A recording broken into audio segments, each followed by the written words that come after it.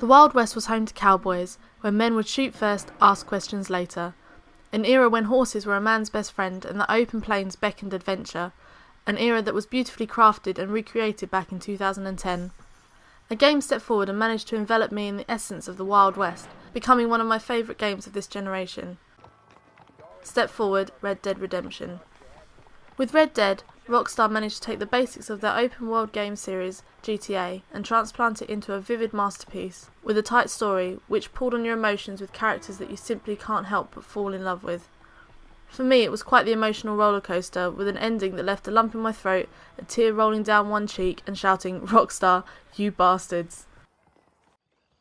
The story is set in 1911, during the decline of the Wild West.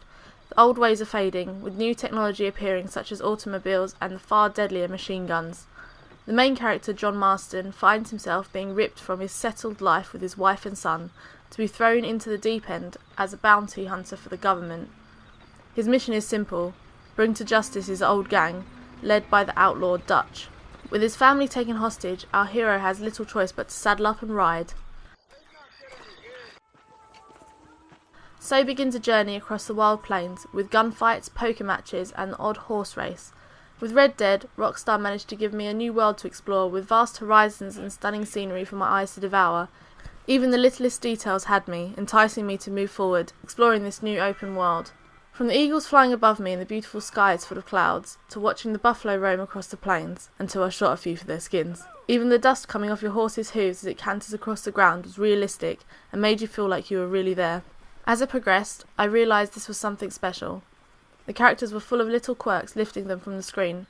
John Marston became like a virtual friend, one that I was willing to help gain his family back. I was beginning to care about how the story unfolded around me, questioning actions of characters and wanting strongly to destroy others. I even found myself arguing about how on earth Rockstar allowed some of the events to occur, whilst in others I found myself silenced, waiting, holding my breath until events unfolded in other directions. Then we have the music, the eternal soundtrack. Red Dead has got to have one of the best tracks in any game. Never has a game's musical score hit me on an emotional level like this. A perfect example is when you cross the river into Mexico.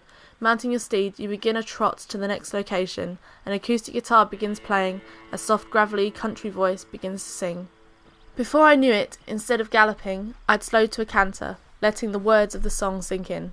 Taking in the beautifully crafted canyons, simply letting the atmosphere take over, it was an incredible feeling, one that has remained with me ever since I originally played the game 2 years ago. Not many games have ever managed to get me on a real high emotional level. Red Dead achieved this and more, a game which will always be one of my favourites of this and any generation. I tip my Stetsons in Rockstar's direction, and if you haven't played this yet, saddle up and go grab a copy.